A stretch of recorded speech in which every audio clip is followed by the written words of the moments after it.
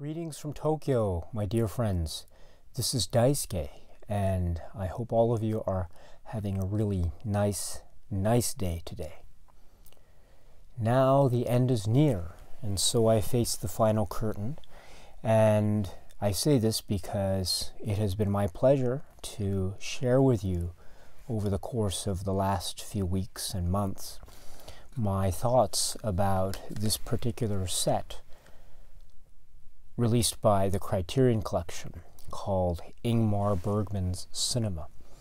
Now, as you know, this is a set that is comprised of a number of films directed by the filmmaker whose name is Ingmar Bergman. Oh boy, what a set it is. There are many thrills and surprises and delights to behold for anyone who gets his or her hands on this particular set. Made up of a number of Blu-ray discs with many films, some of which have supplemental features. There's also an additional disc with nothing but supplemental features. There are a whole host of surprises. There is a great book with essays. Of course, there are the films themselves of Ingmar Bergman. For those of you who are new to Bergman, this could be something that is well worth your attention, at least in terms of considering whether or not to get it. And I have made a video setting forth my suggestions for those of you who are new to the world of the cinema of Ingmar Bergman. Then for those of you who are perhaps a little bit more familiar with the works of Bergman, you probably know if Bergman's cinema is up your alley or not. And so if it is, then it's a no-brainer as far as I'm concerned. Getting this box set is certainly something that you should consider. It is quite pricey, I understand that, but if you think about the number of films you're getting for the price, and you break it down and you divide it by the number of films, then I think you'll come up with a price per film that is pretty reasonable. So all in all, this is my closing comment, if you will, about the merits of this particular box set.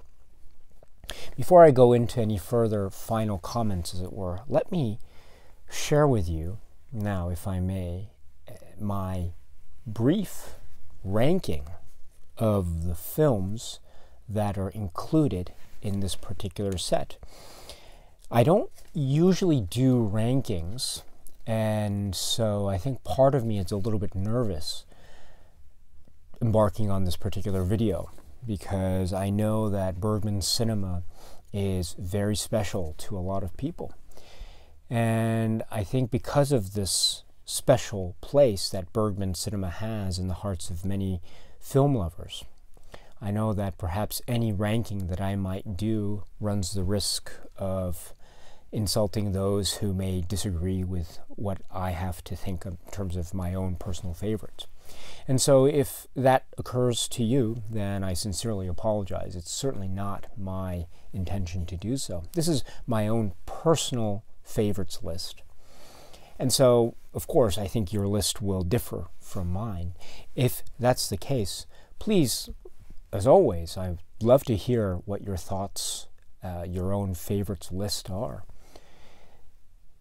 because I think that's a very nice indication of what kind of cinema you're into, the kinds of specific things that you are looking for in cinema. And of course, depending on what those may be, your favorite #1 Bergman film might be different from, let's say, my favorite #1 Bergman film, or someone else's favorite #1 Bergman film.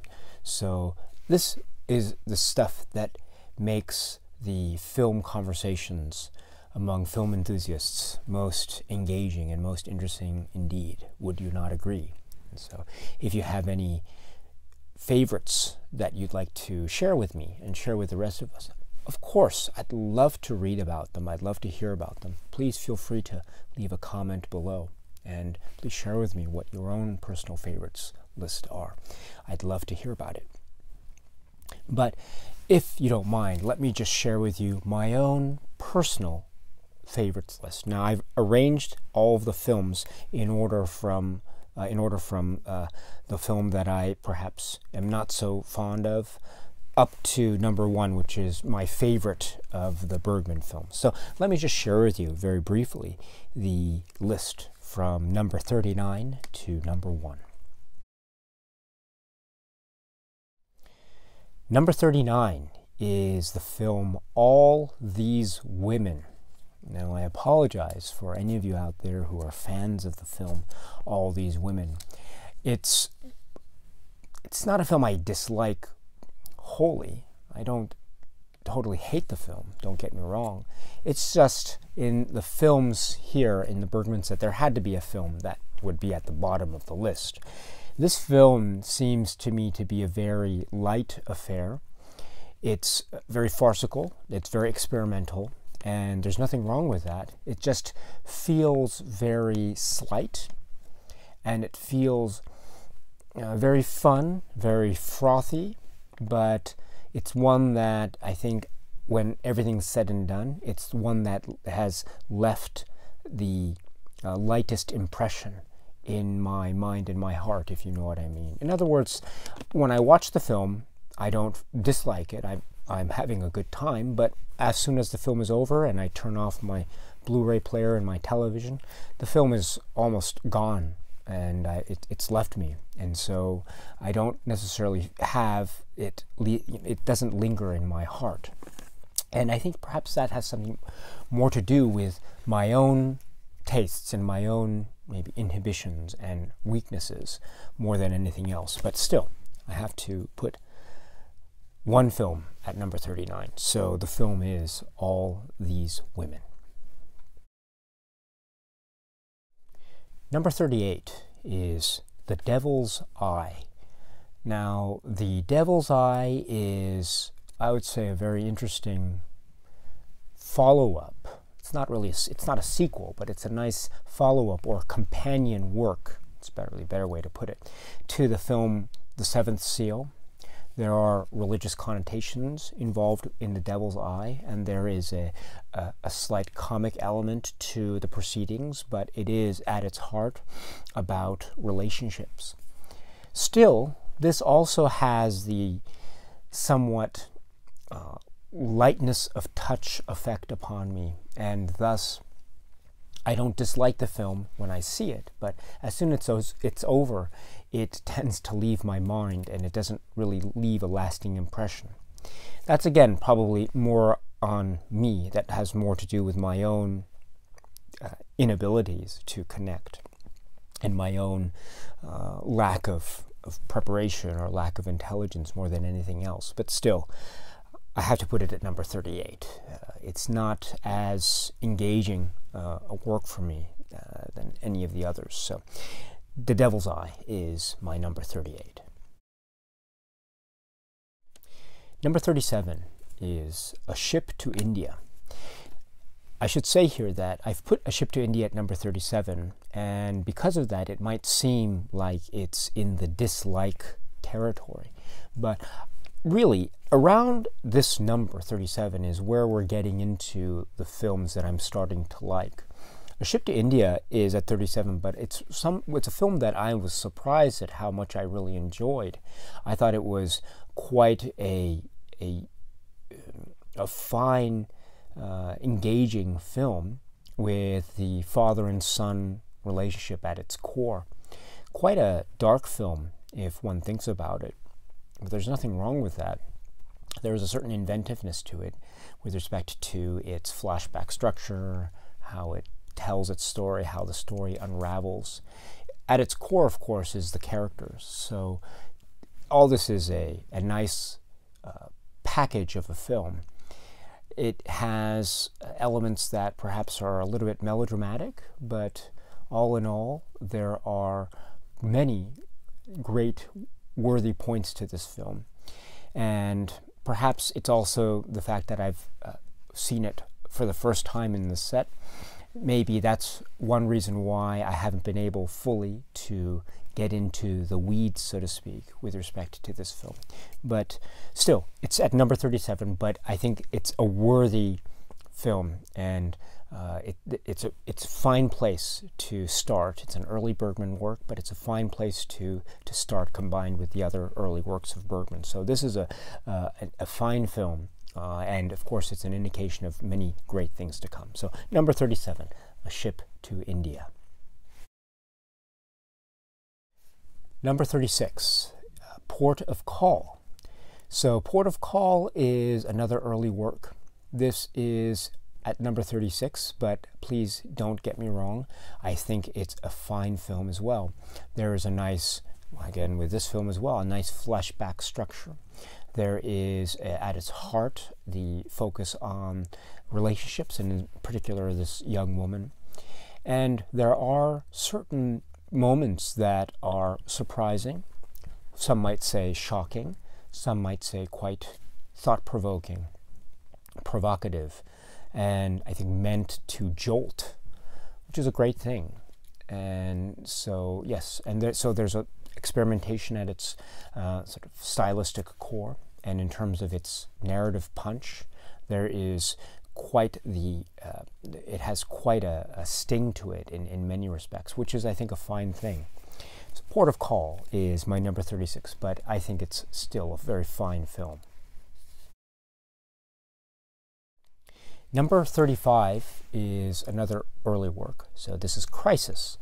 So Crisis is a film that I think I really enjoy because there is at its heart here also the relationship between the young woman and the real mother and the sort of foster mother. So there is a little bit of a triangle at its core. And also there is a romantic triangle as well with the young man that enters the picture. So this is a very melodramatic film, but I find it to be quite engaging.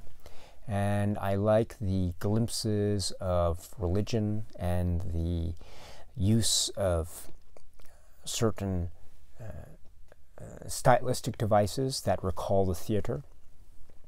It is a very melodramatic work, I think. There are certain things that perhaps are not so believable, but those moments, I think, are minor compared to the major points and the major flourishes that are made here. And so this is, I think, a fine film, and one that I am very surprised how much I really admire and appreciate this film. And on its merits, too. I don't say this, I never say anything like that, oh, this is his first film, so therefore, you know, so I don't mean it like that, but I think on the merits of the film itself, I think it's quite worth one's time and attention. It's a very good film. So my number 35 is Crisis. Number 34, Thirst. So here's another early work. I appreciate this because there are many tricks being employed here, again with its style and its structure. And I really admire that because I remember the first time I saw it, it kind of tricked me. And I was very surprised at how it did that. And there are certain other quite sophisticated, I think, narrative and stylistic and character devices that are employed here that make the film very, I think, unique and quite surprising. Very surprising in many respects. So I found myself just taken aback by all the turns that it took. So this is why it was a very enjoyable film for me. So I've put it at number 34. So Thirst, a very good film. Number 33, The Serpent's Egg. So we have a later work by Bergman here, and we have a work set in Germany, and we've got David Carradine, Liv Ullmann. We've got this very intricate plot. It's a plot that is quite quite outlandish in many respects. I think the essay in this set by Mahajan describes it very nicely as it's a plot that feels like it's out of a Bond movie, a James Bond movie. So I can agree with that description and assessment because it is a very wacky plot. But I think that's part of its appeal, if you get my drift, because there's a lot of twists and turns that happens, and the more I get into the film, the more I get lost. And I think part of me really appreciates and admires that kind of feeling. So I find this to be an interesting work, an intriguing work, and quite a good work in some respects, and very it has an odd feeling to it, but I think it's quite good. So it's not perfect. There are many bumps in the road along the way, so to speak. But I think 33, The Serpent's Egg, I think it's a later work, and I think the later works for me, while I really admire the early works that I mentioned previous to this, I think there is a real confidence and a punch to this later work, The Serpent's Egg, so I've put it at number 33. Number 32, A Lesson in Love. Lesson in Love is I think it's a very frolic type of film. There is an effervescence here that's quite refreshing, and you've got the core relationship between the husband and wife, and there are flashbacks employed and the like. So I like this because it feels like a nice excursion, but one that has at its core a relationship that has lasted over years, and it's at a certain point where we're not quite sure how it's going to develop or evolve, or is it going to survive at all? We're not quite sure. And so here is another example of a couple looking back in order to try to find something that will salvage its future. But it's done in a way that is, I think, very, maybe fun is the wrong word, but lively and with some zest to it. So I think A Lesson in Love is it's good, so I put it at number 32. Number 31, Waiting Women. Waiting Women is for me, it was quite a surprise when I saw this in the set. I like its structure. It has a short story kind of structure. So we follow these 3 stories from these separate women, and they're talking about the men in their lives, and there is a inter-familial relationship among their men. So this is, they're all related in terms of this extended family kind of dynamic. But there is at once there is a kind of seriousness, but there's also playfulness, but also there's considerations about youth and the future and what the future has to hold, and will it be a good future or not. So it is at once a bag of very different tones, and I think it balances those tones very effectively. And each of the stories is, in and of itself, a compelling one, sometimes funny, sometimes quaint, sometimes a little bit sad, sometimes a little bit longing for something that's not there. So there are lovely tones that are evoked, which makes this film for me quite an interesting and stimulating one. So I've put it at number 31, Waiting Women. Number 30, Brink of Life. This is I think a revelation for me. This film is very startling, quite provocative, unsettling for me in a good way. There are certain scenes that I think I was gripping, I was clenched like this because I was so tense. There is a tension that is running throughout this film, and there are certain setups that I think are you can see where they're going to end up a mile away. So some of it's not that surprising. You can kind of guess what's going on. But other aspects of the film, I think, are quite revealing, sometimes very touching, sometimes very sad. Oftentimes there's a kind of a morose ambivalence that is that's laid down. It has that kind of atmosphere to it. And yet there is a hopefulness as well, which I find very refreshing.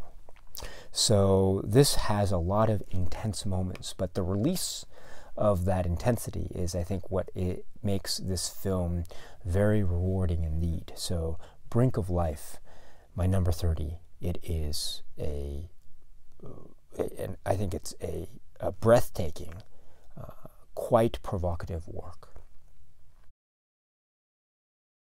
Number 29 is Fora Document. Now, Fora Document is a work that is a nice documentary. It is one where we get some interesting stories of certain people here in Fora, and we get an indication of what they think, what their lives are like, how their lives are affected, sometimes positively, quite oftentimes maybe not so positively. So we get this document, or this feel for what this community is and what it's going through, and how the outside world, so to speak, is making its effects upon this community. So this is a very intriguing, engaging work. You hear these people's accounts and stories, etc. So this is for me also, it's a very nice, surprising, engaging work, and which is why I've put it at number 29. Number 28 is Fora Document 1979, and so I've put this back to back with Fora Document. So this is a remarkable follow-up. This is a remarkable exercise in seeing the lasting effects of time and how that it affects a community. We see certain people who have grown, and we've seen what the effects of time are like and how this community is at this particular point. So this is, for me, at once a very it feels very much, has a kind of at-home kind of quality to it, and yet there are many implications, I think, going on here that make this film very thought-provoking. And so I've put Fora Document 1979 ahead of Fora Document, but I think they are inextricably linked in a very positive way. So number 28, Fora Document 1979. Number 27, Saraband. Saraband is one might call it a sequel, one might call it a follow-up, one might call it a variation on a theme, perhaps. And I'm talking about its relationship, of course, with the film Scenes from a Marriage, which we will get to in a moment. It is a fascinating look at the trajectory of these particular characters that we've seen in the earlier film, Scenes from a Marriage. And we see their lives grow, and we see where they are later in life, and what has happened to them since, and what their lives are like now. So, and I think some of the story elements are very compelling. I think some story elements for me are more compelling than others, but still, the passage of time and the current drama that these particular characters face is quite revealing and very moving in places. So my number 27 is Saraband. Number 26, To Joy. To Joy is a film about a couple and it's a film about classical music and about art and the struggles with respect to being an artist and trying to strive for creativity, and yet at the same time trying to maintain a relationship and a marriage and family. So there's a lot of heart to this film. There's a lot of struggle here. There's a lot of tragedy. There's a lot of triumph, and there's a lot of disappointment. And this is all great stuff. It is done in a way that's respectful to the characters. The examination of these characters is done in a way that is so... it's a wonderful thing about this film. It feels at once so life-affirming and so sad at the same time. And I find that mixture of emotions when I watch this film to be very curious in a extremely positive way. So this is a film that has quite an interesting effect upon me when I see it. Very intriguing, and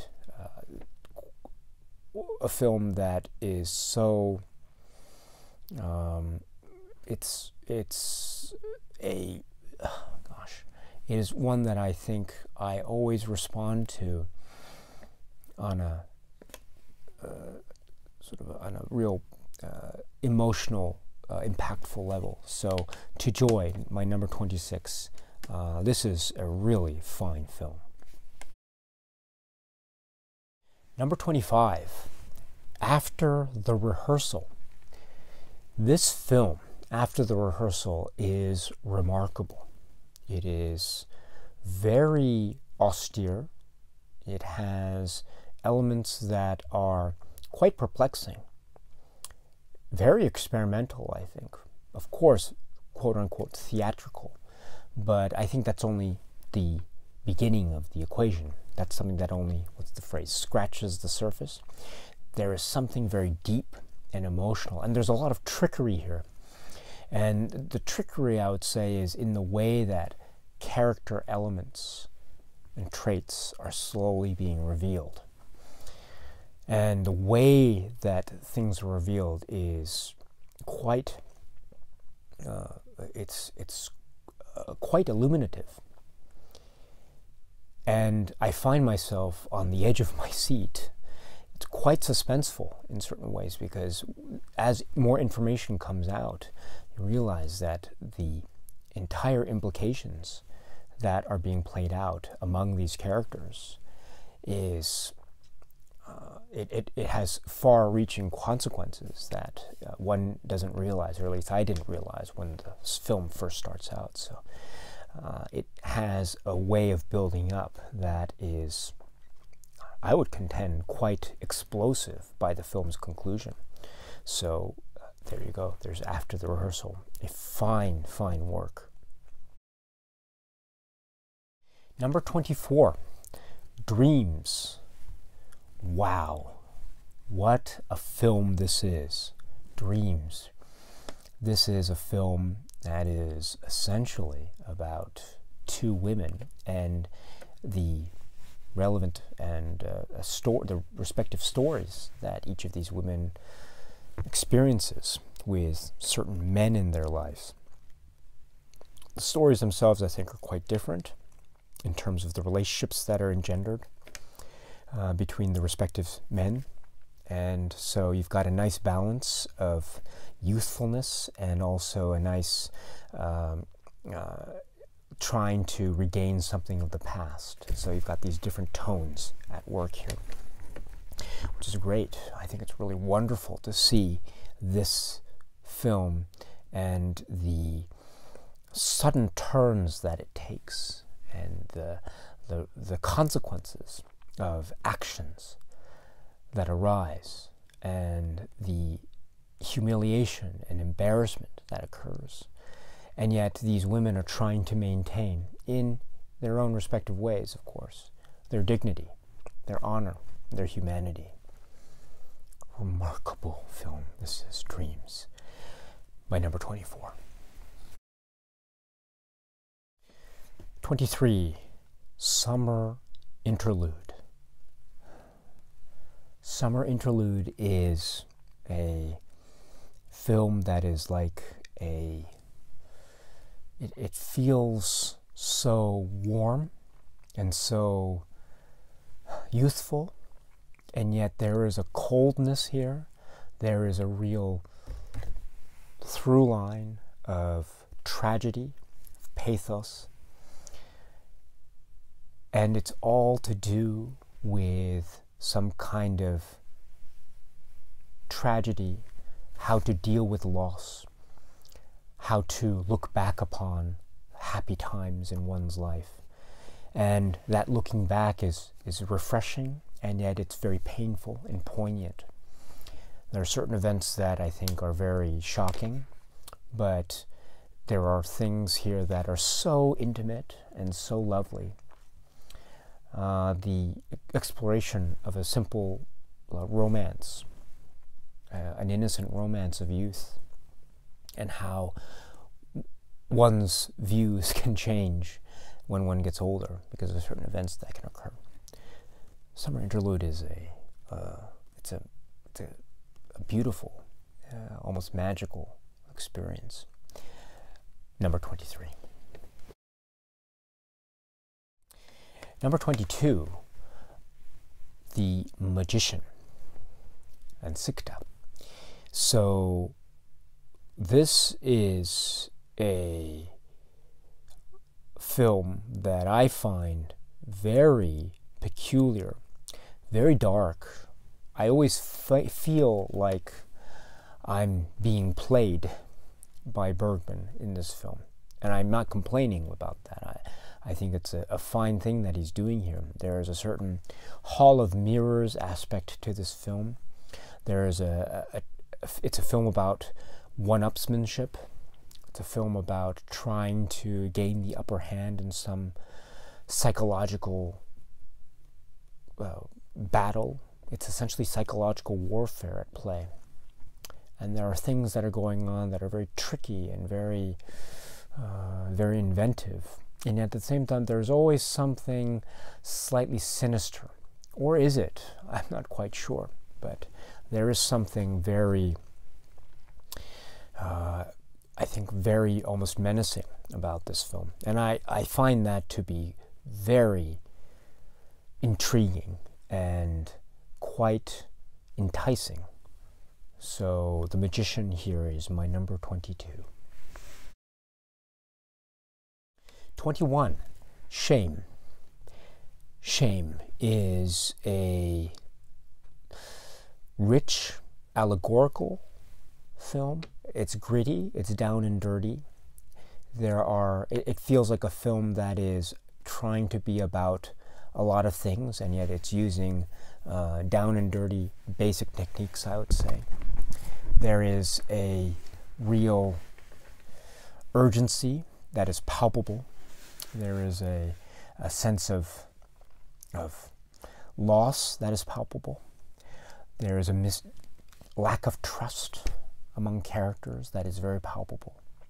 It's very rough. It's quite unnerving. And because of it, it is a remarkable feat. Shame. Number 21. Number 20, The Passion of Anna. The Passion of Anna is, for me, a film that it cuts very deep for me. It has certain aspects that I think are quite, how shall I put it? It feels very mature, and it feels like there is a I don't know if contempt is the right word, but even if I use the word contempt, I don't mean it in a way that I think is trying to, I don't mean it to be demeaning, but I really mean it as being a good thing. It has a certain contemptuousness about it. There is a certain, this feels like a very bleak film in terms of its depiction of relationships. And if you've seen the film, I think you know what I'm talking about. So I feel like there's a certain maturity here that is going in a way that is slightly dark, which is very fascinating to me. There are certain aspects about lying or about not being sure of what's entirely going on with a particular character. So this sort of interplay and this sort of palpable contempt on screen is remarkable. It is so enduring, and The Passion of Anna is my number 20. It is a masterwork of cinema. Number 19 is Autumn Sonata. So Autumn Sonata is a work that is quiet and intimate on the one hand, and so devastating. It's a sledgehammer of a film. And so don't let its quiet, seemingly simplistic nature fool you. This film will crush your soul, I think. It certainly did mine.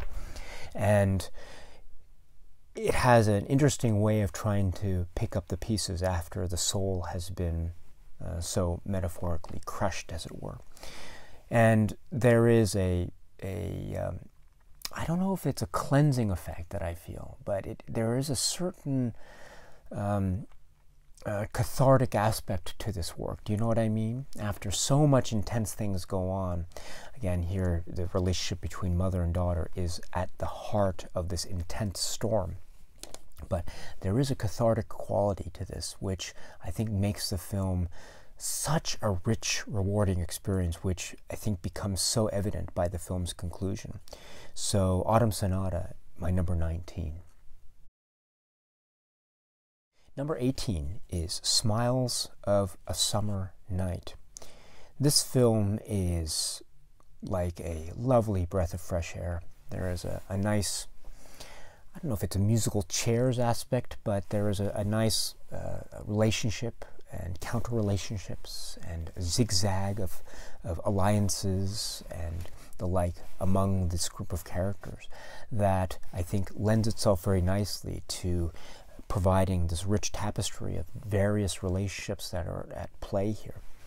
So I think I mentioned this before, but I think this is a very representative film showing various relationships that Bergman will explore or has explored in the various films in his filmography. But I think more importantly and more intimately, the film is a very fun and interesting one because the characters are suppressed, some aren't.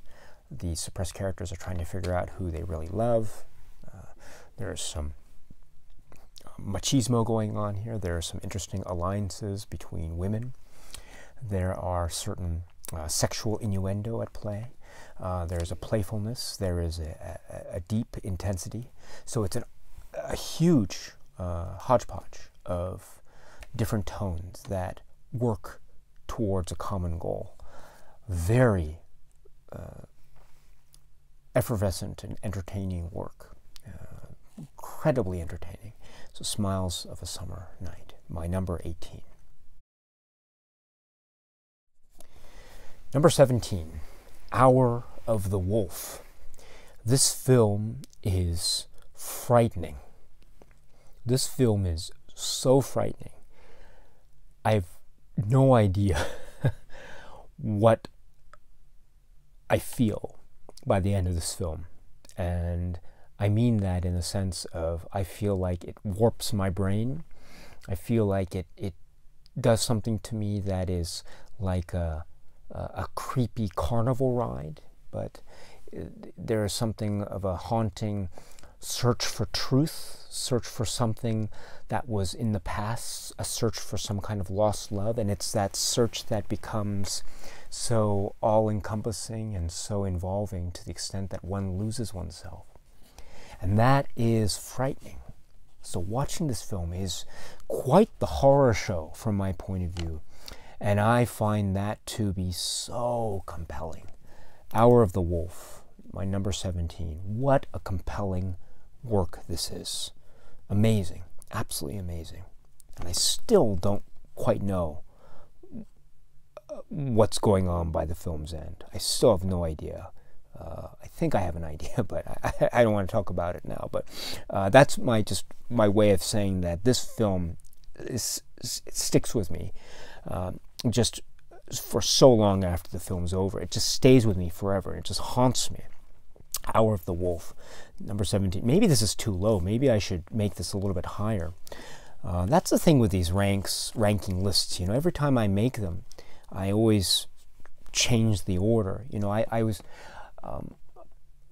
this list took me so long to put together, and I was struggling with this for so long, and I couldn't sleep for one night in particular a couple weeks ago, because I was just trying to figure out what the list was, and I was changing my mind all the time. So maybe Hour of the Wolf, next time I redraft this, will go a little bit higher. But number 17, I think, is a worthy place all the same. Number 16, The Right. Wow, this film is packed with venom. It is packed with bite and sting and a real disturbing theatrical quality that is clinical and cold and calculating and so unnerving.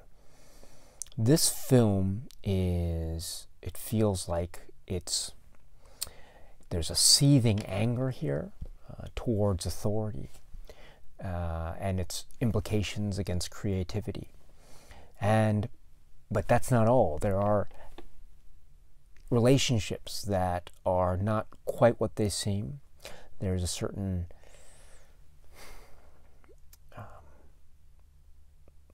maybe not vindictiveness or maliciousness, but there's a certain sense of darkness and bleakness here that works so well in this theatrical quality to this film and the interrogation aspect of it.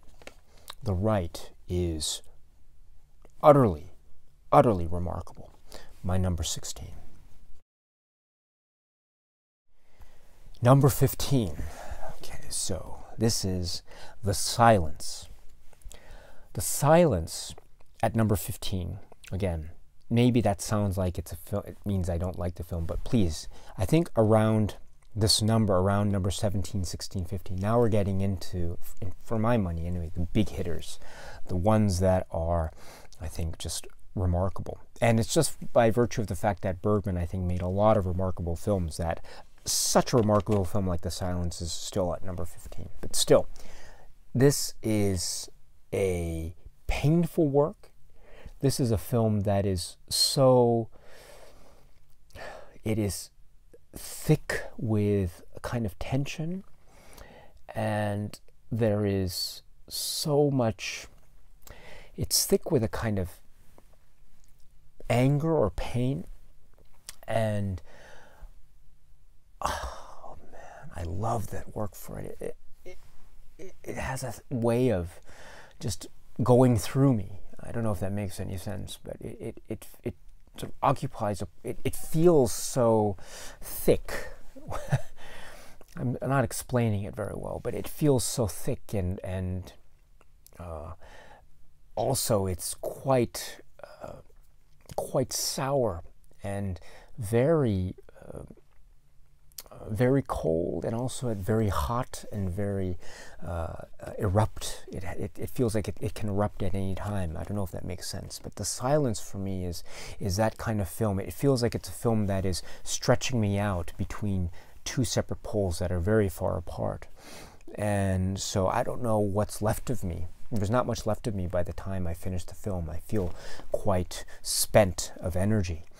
It is a very challenging work for me. It is a very, maybe not moving, but it is a incredibly, it envelops me in a way that I feel quite affected for hours after I finish it. So, The Silence, number 15. Number 14, The Touch. This is a very It feels like it's a simple film, but don't let that fool you, my friends. There is a lot of complexity going on. It's a simple film about an affair. Simple as that. It's an affair. And how this affair affects the underlying marriage, how it affects other relationships, how it becomes something that is all-encompassing, and it tends to, well, for lack of a better phrase, it tends to affect one's judgment. This is an English film, an English language film, and there is so much drama and so much intensity. It's a film about language too, and about the issues of communication or lack thereof. And also it's about tempers and anger, and trying to deal with the past, and trying to deal with modern society. Well, not modern society, but trying to deal with what could be described as being a closed-minded society. But is it really closed-minded, or is it really the sense of people being too selfish in a world that requires more self-discipline and self-control? I don't know. It's still up in the air for me. But this is a very provocative film. And again, don't let its seemingly simplistic nature fool you. This is quite a complex film. Number 14, The Touch. Number 13, Summer with Monica. Now, Summer with Monica is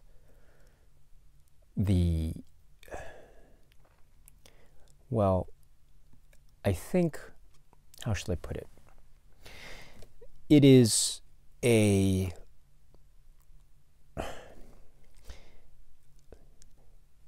such a roller coaster ride of a film. You're with the characters when they're youthful and they don't have that many cares in the world, and they're just trying to enjoy life and enjoy each other.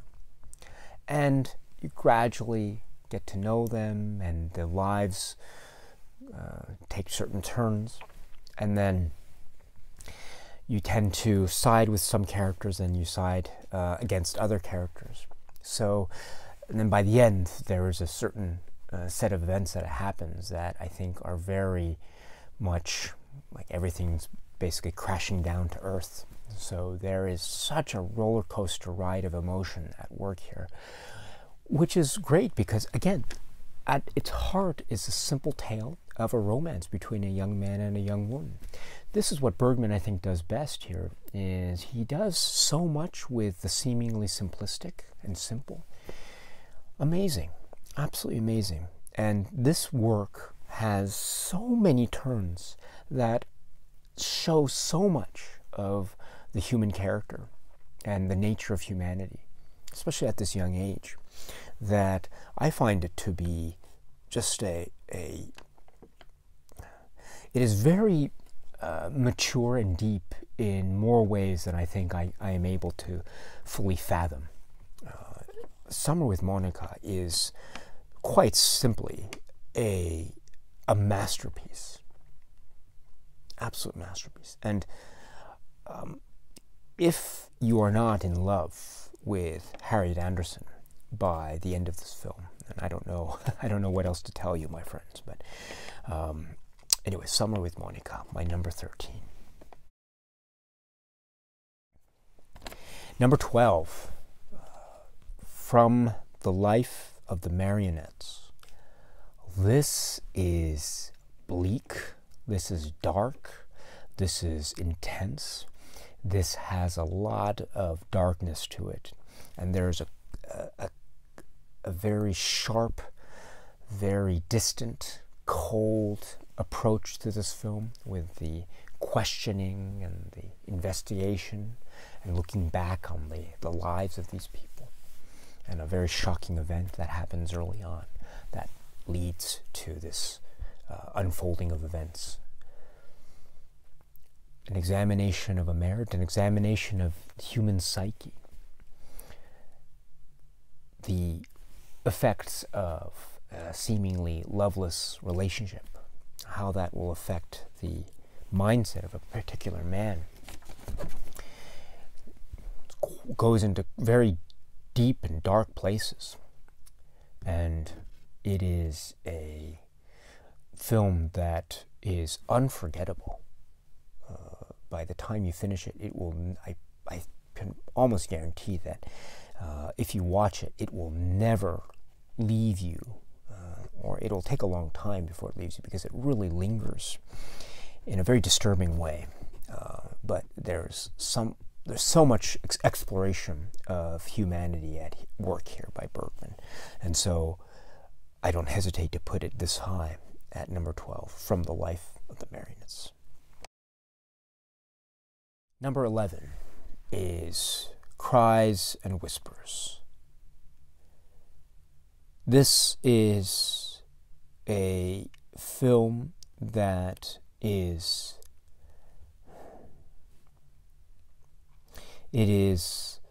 sublime and then some. It is incredibly moving in a way that is so surprising, because it should feel, or at least I feel, like it should be like a stuffy costume drama. At least that's what it looks like. No, that's not it at all. There is so much heat and passion bubbling here. Everything is so in your face in terms of these characters and what they are about, these sisters.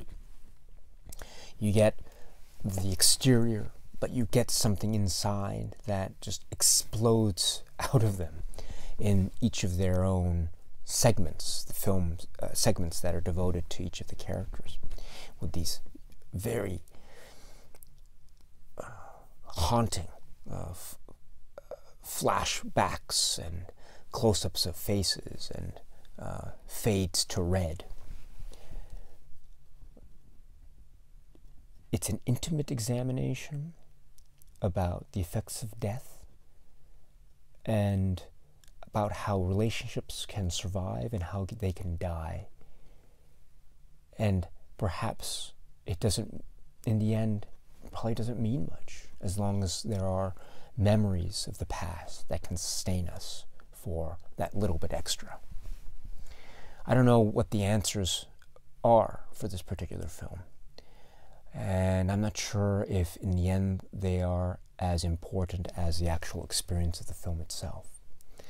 But in any event, whatever the case may be, this film is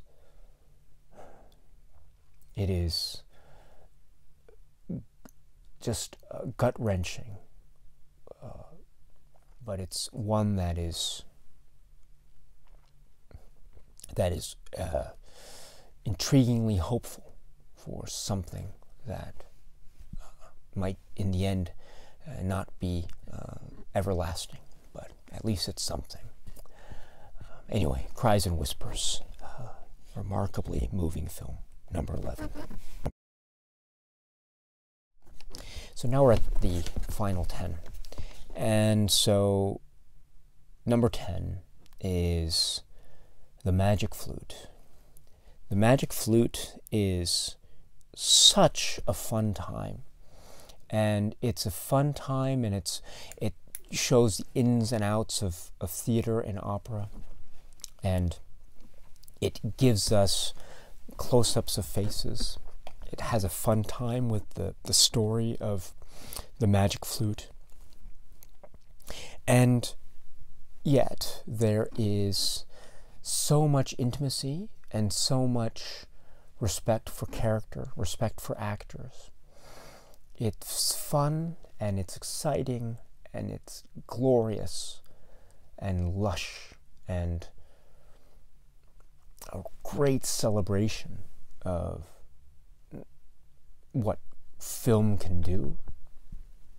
It's so entertaining. It's so entertaining. The Magic Flute, yes. What an entertaining film this is. So fun, so entertaining, and so lively. And it makes, I think, The Magic Flute, the opera, It makes it very accessible for someone like me, who's not necessarily an opera aficionado. So it's a fun story. So The Magic Flute is, for that, on that basis alone, very easily becomes my number 10. Number 9, Sawdust and Tinsel. I am just completely blown away by this film. Completely blown away. This film has so much depth and bleakness and darkness. There's so much going on in terms of how people lie to each other, what people do that is very harmful, how people react upon being humiliated, sexual frustration, sexual humiliation, lies, deceit, fraud in some cases, real exploitative way in which people can hurt each other. And in the end, though, there is something.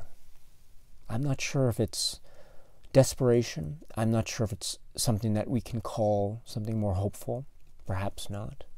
Perhaps it's this feeling of we have no other choice in this life. But there is an exploration, nonetheless, made by Bergman here that is so truthful, that is so respectful of character, that I find this film to be, I mean, as bleak as it is, I find it to be so rewarding and incredibly moving. Yes, Sawdust and Tinsel, number 9. Number 8 is Scenes from a Marriage. Scenes from a Marriage is just one of the great one of the great works about a particular relationship I think I've ever seen. And it holds so much power for me now that I watch it now a little bit older. I have a family, I'm in a marriage, and I have a family of my own. So this has a lot of effect on me when I see it. My goodness, there are so many surprises here. This is like a real, I mean, at its heart, I think it's like a soap opera between these characters.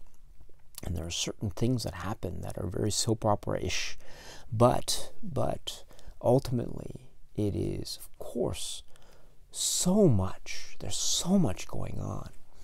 There's so much of exploration of how a relationship can crumble, what happens after a relationship crumbles, the afterlife of a relationship, if you get my drift. There are certain aspects of how men and women in relationships communicate with each other. The lies, the deceits that occur, the certain things that men want in a relationship, the certain things that women want in a relationship. And those can be generalities, or they can, of course, be specific to that particular man or that particular woman, respectively. It's so complicated and so not complicated at the same time. And above all, it's compelling drama. It is a great story. It's truly entertaining, and it is painful. It is very rough in some places. Sometimes I feel like I'm being dragged through the mud as a viewer, because it's throwing me here and there and everywhere. And I love the film for it. I love the theatrical version. I adore the TV version, the longer TV version. I absolutely adore that version. But here, number 8, Scenes from a Marriage, is for the work, whether it's the TV version or the theatrical version. Number 8, a brilliant film. Number 7, Through a glass darkly. Through a glass darkly. What can I say about this film? This has it all, I think. There is family dynamic. There is the issue of God. There is the issue of a real illness. And it is quite a unsettling work in certain arenas of drama, if you know what I mean. And there is a sense of hopefulness, perhaps, but there's so much complexity. It feels like you're being escorted around in some kind of maze of confusion and uncertainty. And all, of course, grounded by the focus on these characters. Through a Glass Darkly is a disturbing achievement of the highest caliber. And it is so profoundly moving, and it refuses to yield its answers easily. Through a Glass Darkly is, I think, a one-of-a-kind experience. My number 7. Number 6 is The Seventh Seal. Now, The Seventh Seal has, I think, if you're talking about iconic imagery in cinema, I think The Seventh Seal is probably the film that has the most iconic imagery of any film. There's so much allegory here.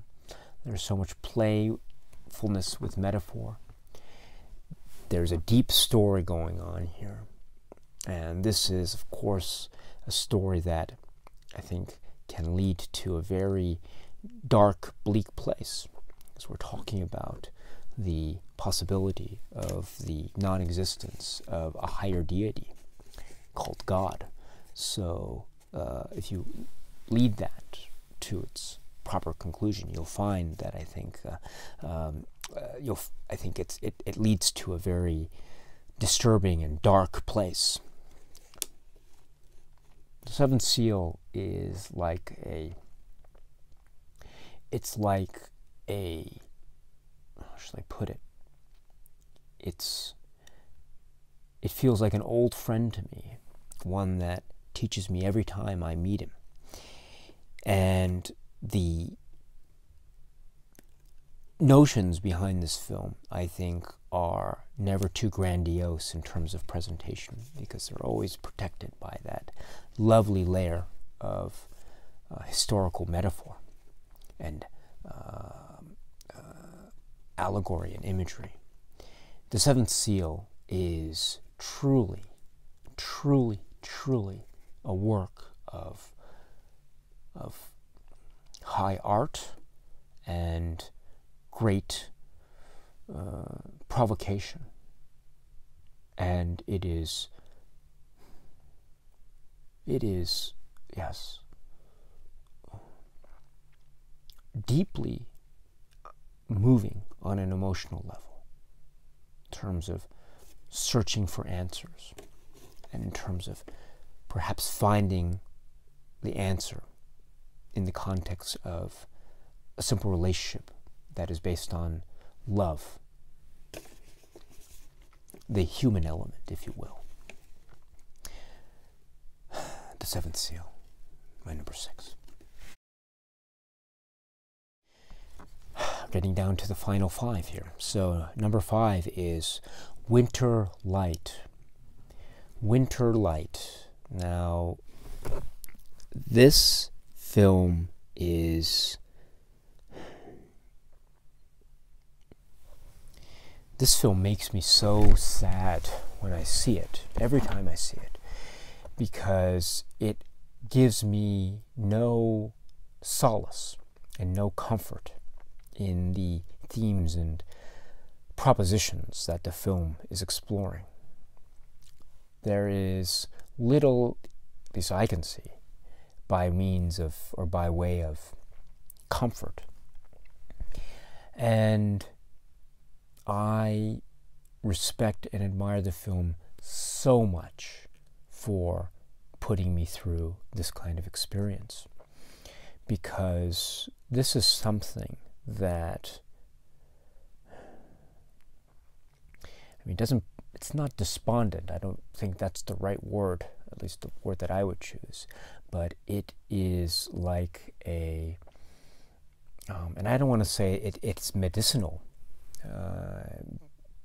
but because I think medicinal has a certain negative connotation to it, perhaps.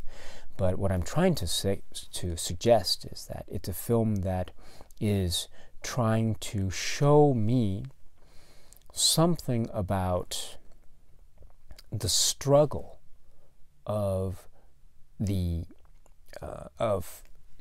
man in this particular world. And the struggle exists because there is an inability to communicate or to connect with others.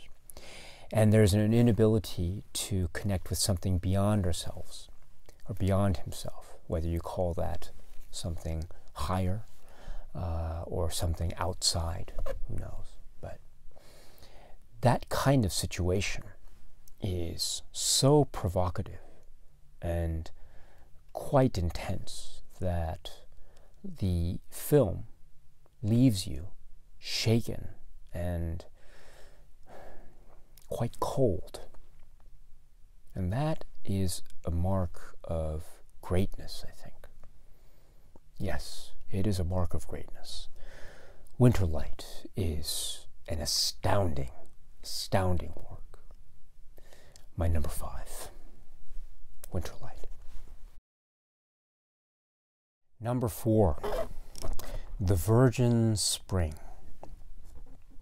The Virgin Spring is one of the most shocking films I've ever seen. It is a film that haunts me to my very core. It is a film that hits me very hard.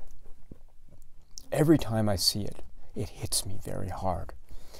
And there is an aspect that is at once very distant from me, at least as how I feel it, because it's set in a place and time that is very far removed from my own personal experience and where I am now.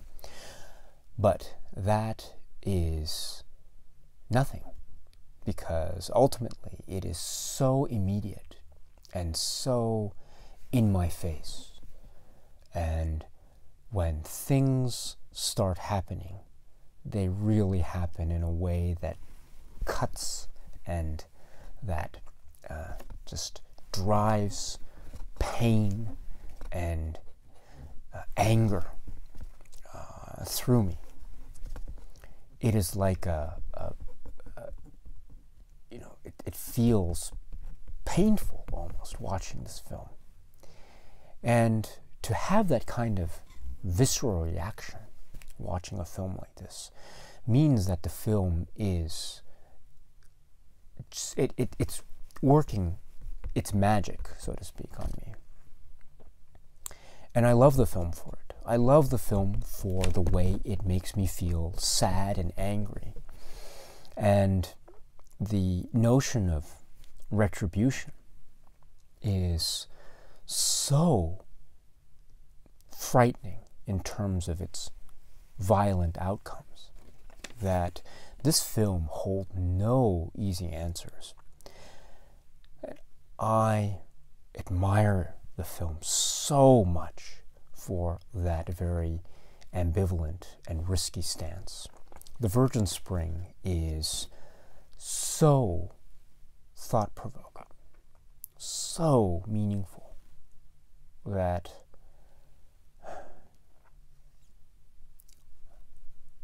stunning, absolutely stunning. Yes, absolutely stunning. The Virgin Spring, my number 4. Number 3, Persona. Persona is quite possibly one of the most frustrating films that I have ever seen. It is so frustrating because I can never get a full handle on what it's trying to do or what it's about. Every time I see it, I always think it's about something else.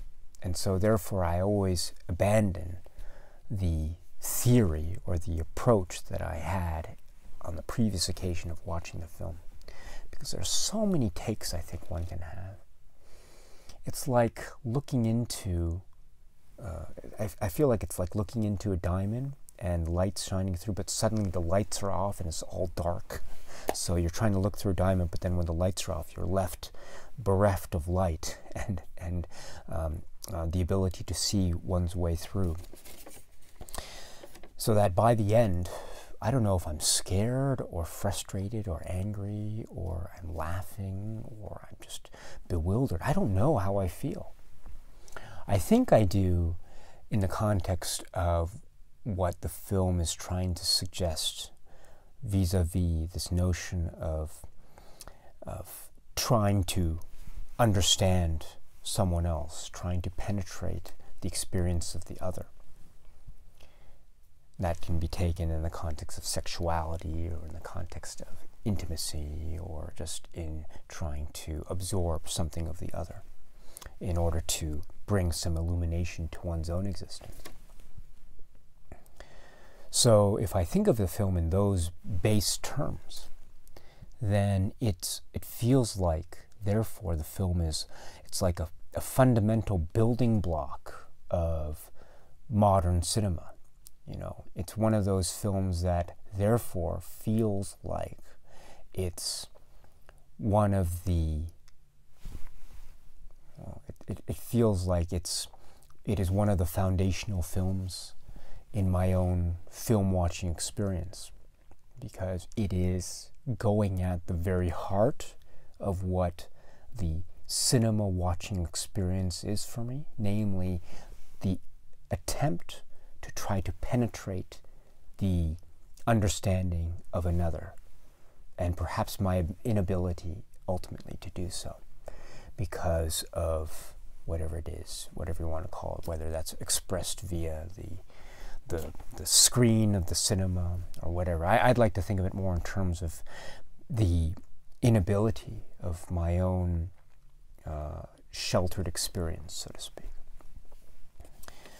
Which, it's nice, it turns it into a nice full circle, or a circular expression or experience, because then I feel intrigued to want to try to do it again, but then I reach the same conclusion, but then I feel intrigued again.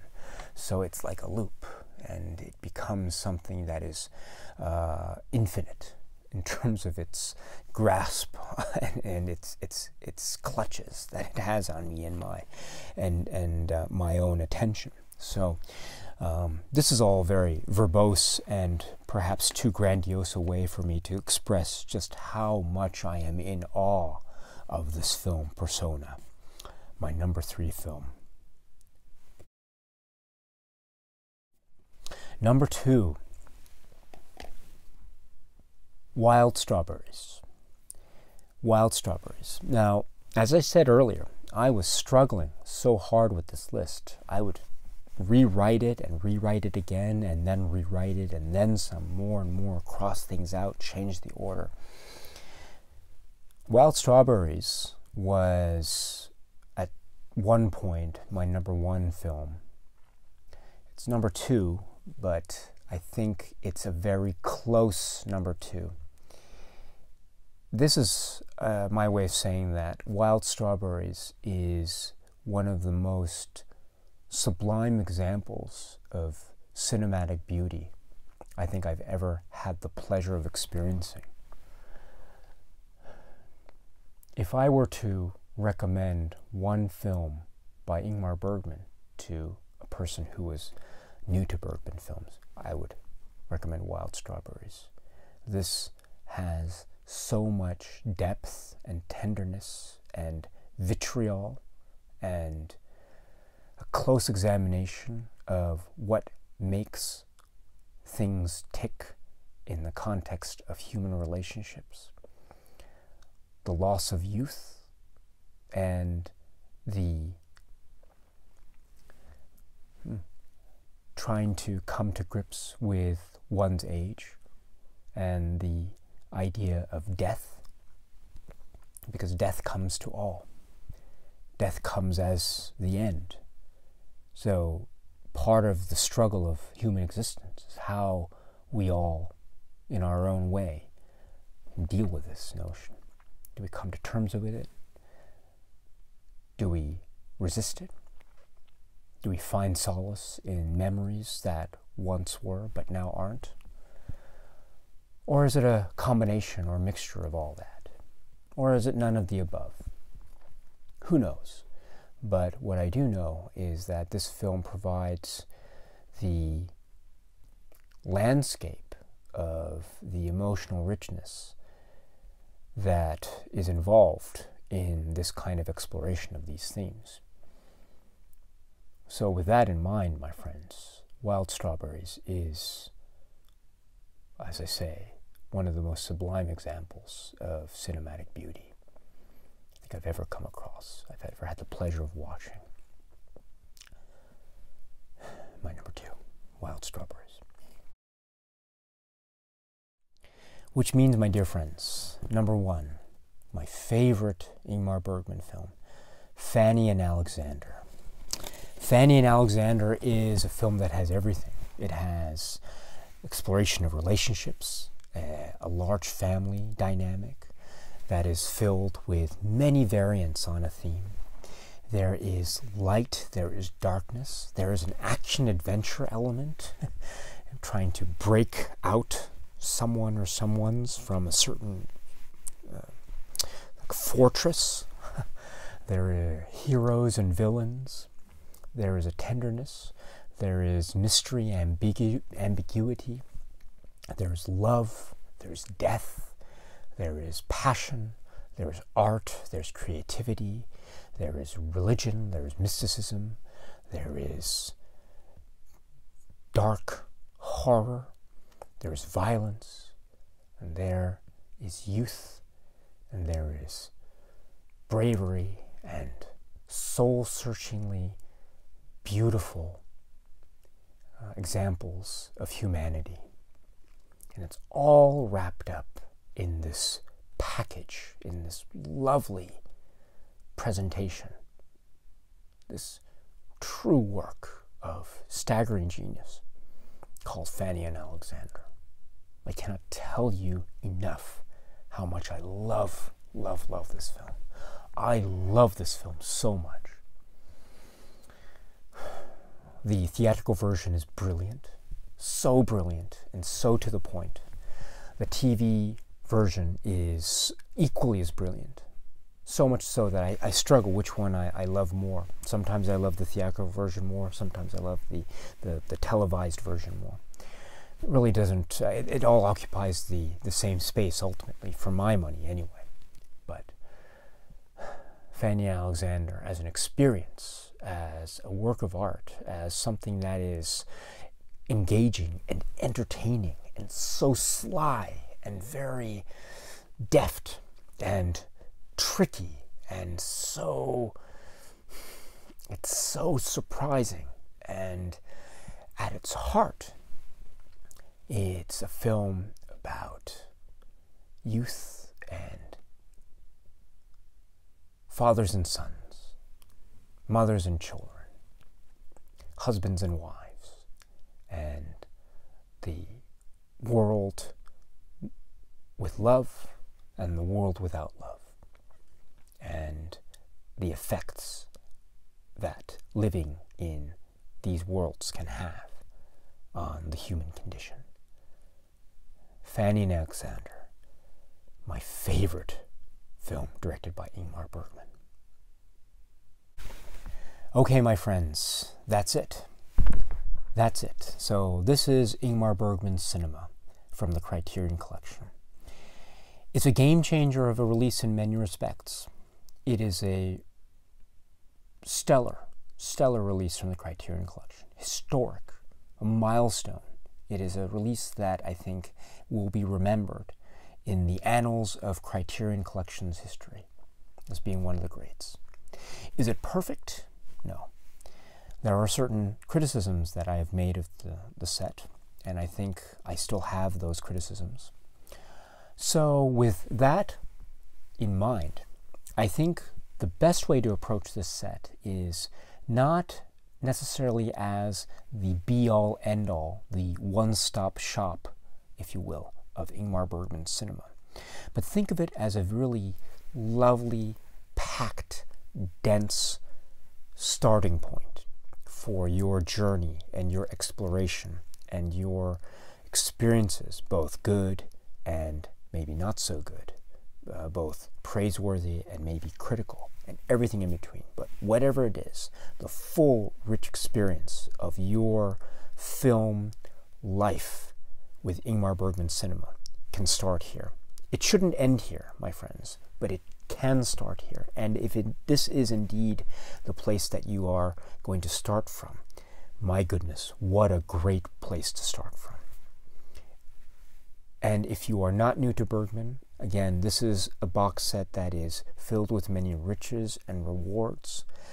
It's not the be-all, end-all. There are much more avenues to Bergman's cinema and his life that deserve further scrutiny, that warrant further review and oversight, or not oversight, but it demands more attention.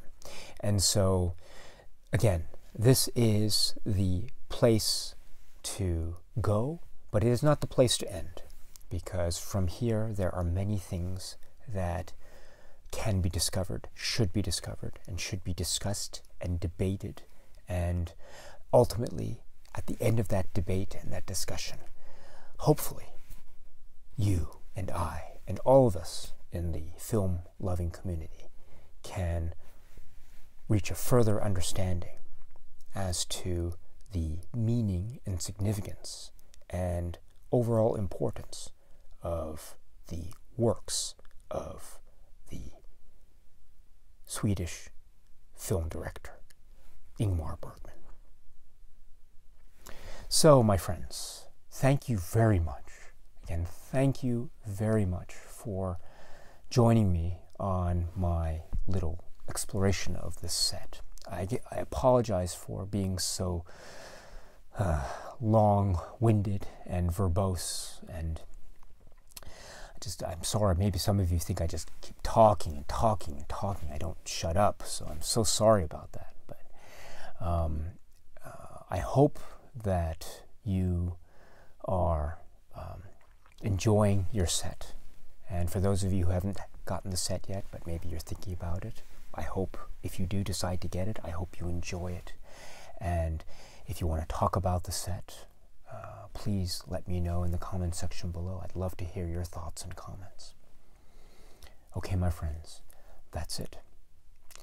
Please be happy and healthy and well. And please keep watching a lot of great, great films. Until we meet again, my dear friends. Cheers.